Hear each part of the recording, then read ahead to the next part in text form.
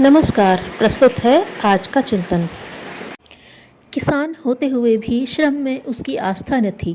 वह रात दिन इसी उधेड़-बुन में रहता था कि किस प्रकार बिना मेहनत किए वह धनवान बन जाए।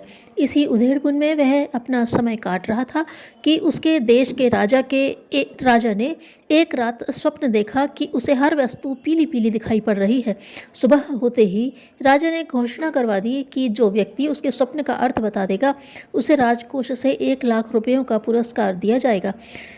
किसान ने जब यह घोषणा सुनी तो वह विकल हो उठा। किसी भी तरह वह लखपति बनने का मौका खोना नहीं चाहता था। वह जंगल की ओर चल पड़ा और वहां भगवान को प्रसन्न करने के लिए ध्यान लगाकर बैठ गया। 3 दिन बाद एक वृद्ध की आत्मा प्रकट हुई और किसान को मदद करने का प्रस्ताव किया। किसान ने राजा के स्वप्न और उससे प्राप्त होने वाली राशि का जिक्र किया तो वृद्ध की आत्मा बोली, मैं तुम्हें स्वप्न का अर्थ बता दूंगा, लेकिन एक शर्त है, जो राशि तुम्हें मिलेगी उसमें से आधा मुझे दे जाओगे। किसान ने शर्त स्वीकार कर ली तो वृद्ध की आत्मा ने बताया कि राजा को स्वप्न में हर चीज़ पीली पीली दिखाई दी। इसका अर्थ है कि इस वर्ष राज्य में भयंकर अकाल पड़ने वाला है। किसान राजा के पास गया और स्वप्न का अर्थ बताकर 1 लाख रुपया प्राप्त कर लिया। प्राप्त पाने पर उसके मन में बेईमानी समा गई। सोचा कि वृद्ध की आत्मा के पास नहीं जाऊंगा, वह मेरा क्या कर लेगी। इंतजार करते करते निराश होकर वापस लौट जाएगी। किसान यह सोचते हुए सीधे घर की ओर लौट गया। कुछ समय बाद राजा ने फिर एक स्वप्न देखा। इस बार राजा को स्वप्न में हर वस्तु लाल ही लाल दिखाई दे रही थी। दूसरे दिन राजा ने स्वप्न का अर्थ जानने के लिए घोषणा करवा दी कि जो व्यक्ति स्वप्न का सही अर्थ बताएगा उसे 1.5 लाख रुपए दिए जाएंगे। राजा की घोषणा सुनकर किसान बहुत पछताया कि अगर मैं उस वृद्ध की आत्मा को पहले आधी राशि दे देता तो यह 1.5 लाख तो न जाता। फिर यह सोचकर कि वृद्ध की आत्मा से माफ़ी मांग लूँगा, वह किसान जंगल की ओर चला गया। 3 दिन तपस्या के बाद वह आत्मा प्रकट हुई तो किसान ने माफ़ी मांगते हुए और रोते हुए राजा के स्वप्न और उसकी पुरस्कार राशि के संबंध में बताया। आत्मा बोली, मैं तुम्हें स्वप्न का अर्थ तो बता दूंगी, लेकिन इस बार बेईमानी न करना।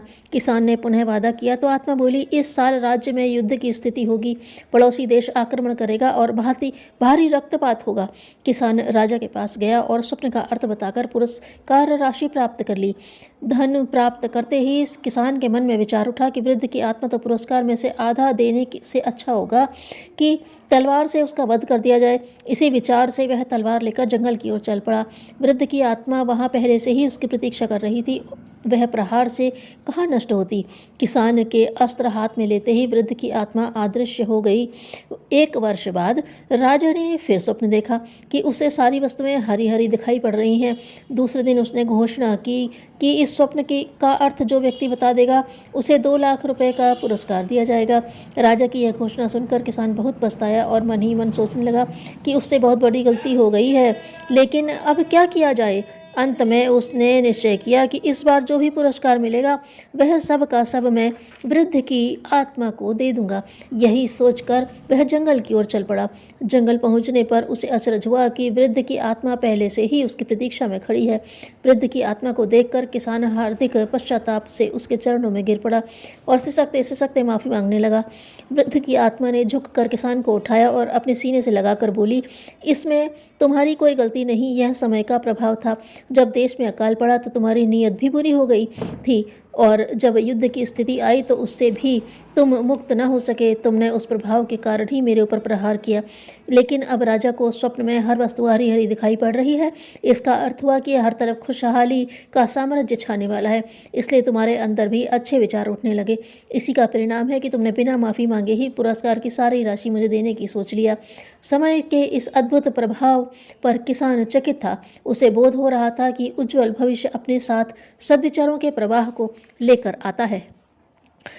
सुदृढ़ स्वास्थ्य ही वह नींव है जिसके ऊपर सुदृढ़ राष्ट्र खड़ा हो सकता है।